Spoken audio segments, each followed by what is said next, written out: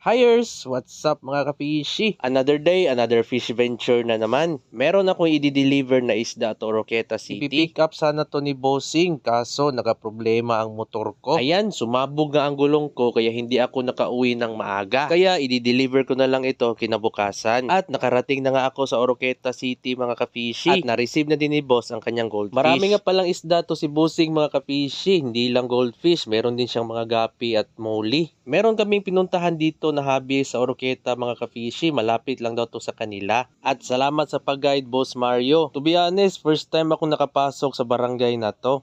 Siya nga pala ang owner nito mga kapishi. Kung trip nyong isda niya, i-PM nyo na. Hindi nga lang kami nagkita sa barracks ng may-ari nito mga kapishi kasi may importanteng pinuntahan daw. So maraming salamat sa panonood na video ko mga kapishi at hanggang sa muli, peace out.